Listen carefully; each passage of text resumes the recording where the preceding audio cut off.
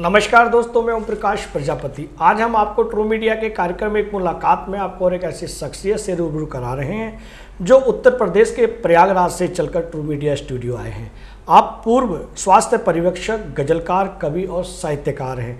आप हैं श्री अशोक श्रीवास्तव जी।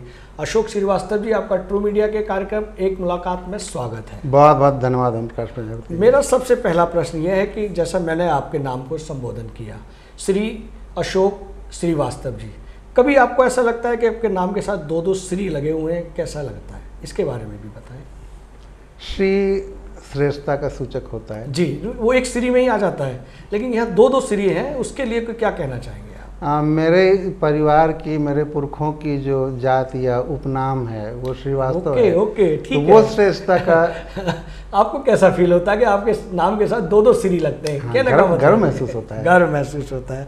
चलिए हम प्रश्नों की ओर चलते हैं। ये प्रश्न मेरा व्यक्तिगत था कि आपकी फीलिंग क्या रहती है। स्वागत है। अशोक जी, आपने अपना लेखन कार्य सेवानिवृत्त के बाद शुरू किया। जी, सेवानिवृत्त के बाद ही क्यों शुरू किया आपने, ऐसा आप हमारे दर्शकों को साझा करें। मेरे अंदर शायद कविताओं का बीज कहीं रहा होगा। जी। मेरे पिताजी निराला जी के संपर्क में रहते थे। निराला जी की ससुराल जहाँ डलमो में है वो मेरा जन्म स्थान है। वाह वाह वाह। तो कहीं न कहीं वो मेरे रक्त में था, बीज थे जो अंकुरित हुए।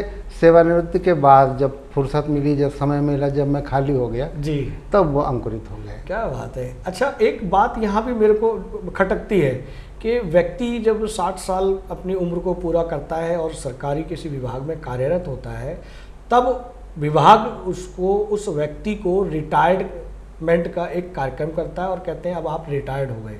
ये रिटायर्ड शब्द, मुझे रिटायर्ड सूचक शब्द जमता नहीं है।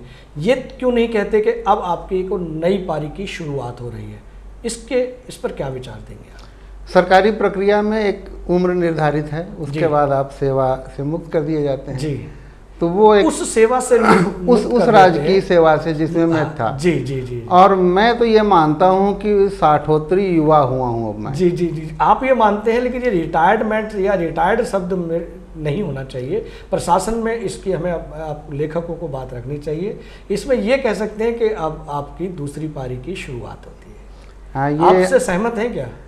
हाँ, होना चाहिए, ऐसा होना चाहिए। उचित प्रश्न आपका। चलिए हम आगे बढ़ते हैं। मैं बीच बीच में मैं भी चाहता हूं कि कुछ सीखने को मिले, इसलिए ऐसे प्रश्नों को कर लेता हूं। अशोक जी, आप गजलकार हैं, बहुत अच्छी गज़लें लिखते हैं।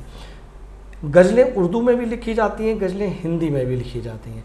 इन हिंदी और उर्दू की गज़लों में क्या अंतर है? देखिए, गज़ल प्यार मोहब्बत की कविता है। वाह वाह। और स्त्रीलिंग है जी।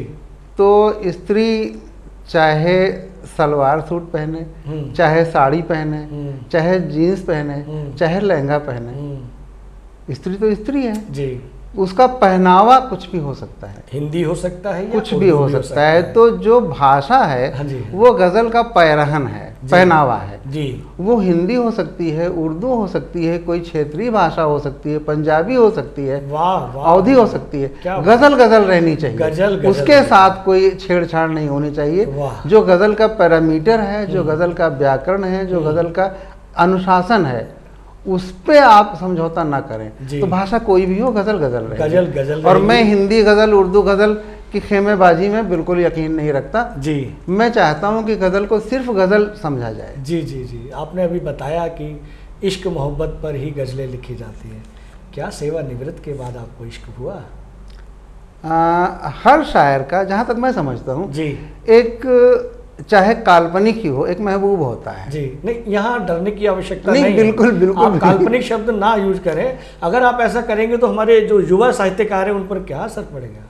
नहीं, बिल्कुल। युवा साहित्यकार तो हम लोगों से बहुत आगे हैं, बहुत एडवांस हैं जी। हम लोगों की पीढ़ी में तो सिर्फ बगल से गुजरते हुए किसी साथी का दुपट्टा छू जाता था तो दिन भर खुशबू आती रहती थी। आजकल बहुत आगे हैं, अब बहुत कुछ होता है। वैलेंटाइन डे सेलिब्रेट होता है तो युवा बहुत आगे हैं, वो नहीं हिचकेंगे। चलिए, अच्छी बात है। आपने जो है अपनी अंदर की जो अंतस की जो बात थी वो वहीं दबा दिया आपने, और आपने काल्पनिक शब्द कह दिया। हम आगे बढ़ते हैं। हम चाहते हैं जो आपका काल्पनिक प्रेम है, काल्पनिक इश्क है, उसके ऊपर जो आपकी गज़लें तैयार हुई हैं, हम चाहते हैं कि कुछ शेर हमारे दर्शकों को साझा करें। हमारा महबूब हमारी कुदरत भी हो सकती है, वाह, वाह, हमारा वाह। समाज भी हो सकता है जी, हमारा वतन भी हो सकता है जी, जी, हमारी समाज सेवा भी हो सकती है। जी, जी, अभी कल ही पर्यावरण दिवस पर एक गोष्ठी थी जिसमें जी, मैं आया था। जी, जी, जी, तो मैंने एक शेर उसमें पढ़ा था, जी, पेड़ कोई क्या कहीं कोई लगाया आपने, जी, वाह, वाह, 3 क्विंटल लकड़ियां तो आपको भी चाहिए। वाह, वाह, वाह, वाह, बहुत बढ़िया बात आपने कही, बहुत अच्छा आपने कहा। और भी कुछ शेर हम सुनना चाहेंगे आपके। हम रहते हैं अपनी तीसरी पीढ़ी के साथ जुड़े हुए, जी, दूसरी पीढ़ी के साथ, अपनी नेक्स्ट पीढ़ी के साथ तो नहीं जुड़ पाते जी, क्योंकि बच्चे हैं, पढ़ने उनके लिखने जाते भविष्य हैं, की योजनाएं उनके हमें भविष्य की चलती योजनाएं होती हैं, रहती तो हैं। वो अपने ट्रैक पे होते हैं, हम जी, अपने ट्रैक पे जी, होते हैं। जी, जी, तीसरी पीढ़ी जब आती है तो हम उसके साथ जुड़ते जी। हैं और उन बच्चों के साथ रहते हैं। उस पर मैंने एक मतला कहा था, जी, बच्चों को बहलाना सीखो, खुद बच्चा बन जाना सीखो। वाह, वाह, वाह, वाह, क्या बात है। धन्यवाद, धन्यवाद। बहुत खूब, बहुत सुंदर। तो जैसा कि आपने बताया कि बच्चों के साथ बच्चा बनना चाहिए, हम ये भी जानना चाहेंगे कि अब तक आपकी कितनी पुस्तकें प्रकाशित हो चुकी हैं? अभी तक एक भी नहीं। ऐसा क्यों? इतनी सामग्री नहीं इकट्ठा हुई थी। मैंने अभी 4-5 साल पहले गज़लें सीखी हैं। अच्छा, अच्छा। कविता करना ही रिटायरमेंट के बाद शुरू किया है। जी, जी, तो जी। उतना सामान मेरे पास नहीं था कि छपवाऊँ। क्या अब बात गज़लें तैयार हो गई हैं, मेरे जी। पास 100 गज़लें ऐसी हो जाएंगी अब। जी, जी, जी। तो प्रयास कर रहा हूँ कि दिसंबर तक या जनवरी तक, जो 2023 तक, मैं अपना पहला गज़ल संग्रह ले आऊँ। बहुत शुभकामनाएं आपको, अग्रिम बहुत बहुत शुभकामनाएं धन्यवाद, प्रिंट बहुत मीडिया बहुत समूह की ओर से। अशोक जी, अभी आपने पर्यावरण की बात की कि आप पर्यावरण पर आपने कल ही एक शेर पढ़ा था, तो यहाँ जी। पर्यावरण की हम बात कर रहे हैं और हम अभी 5 जून बीता है, विश्व पर्यावरण दिवस चल रहा है इस समय, जी। या ये कहें कि पूरा महीना हम इस उत्सव को मनाएंगे। जी। तो यहाँ पर अभी हाल ही में हमारे देश, पूरे विश्व ने कोरोना संकट को झेला है, कोरोना काल को झेला है। जी। ये कहें कि सृष्टि ने या पृथ्वी ने हमें संकेत दिया कि आप संभल जाइए। जी। मनुष्य उसके बावजूद भी नहीं संभलता और पृथ्वी के साथ, सृष्टि के साथ खिलवाड़ करता है, जी। या ये कहें कि प्रदूषण करता है। जी। तो क्या हमारी लेखक बिरादरी का कोई फ़र्ज़ नहीं बनता कि हम लोगों को अपनी लेखनी से जागरूक करें? और आज हम 75वां अमृत महोत्सव मना रहे हैं और हम फिर भी प्रदूषण की ओर जा रहे हैं और हमारे जो ग्लेशियर हैं वो पिघल रहे हैं। तो एक लेखक की क्या भूमिका होती है? क्या वो समाज को सुधार सकता है?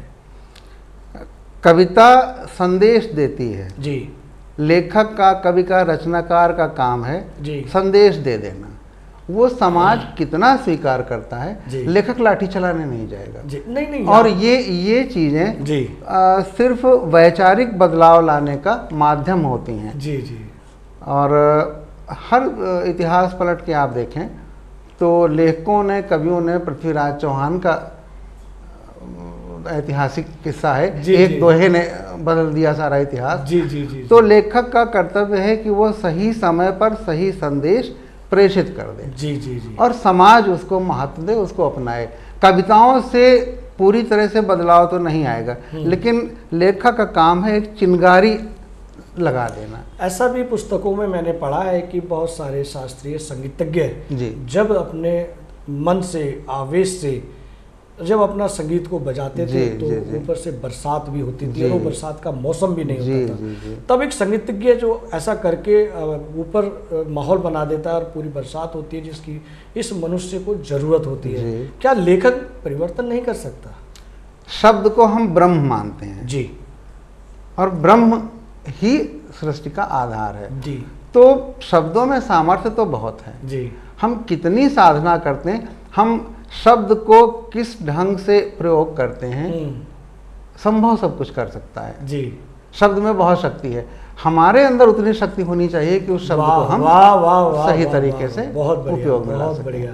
मतलब लेखक बिरादरी को ये प्रयास करना चाहिए, परिवर्तन हो सकता है, करना चाहिए। हम सकारात्मक रहें, हमें उम्मीद करनी पड़ेगी, सकारात्मक रहें, सतत प्रयास करें, वाह, लगन से प्रयास करें। क्या बात। और एक दिन में कोई बदलाव नहीं आता। जी, जी, जी, जी। वो दोहा है पुराना, रसरी आवत जात से सिल पर परत निशान।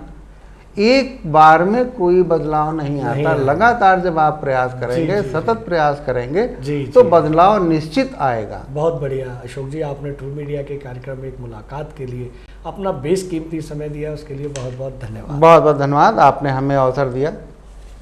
अगर आप ये वीडियो YouTube पर देख रहे हैं तो हमारे चैनल को सब्सक्राइब करें और बेल आइकन को दबाना ना भूलें। अगर आप Facebook पर ये वीडियो देख रहे हैं तो हमारे पेज को लाइक करें।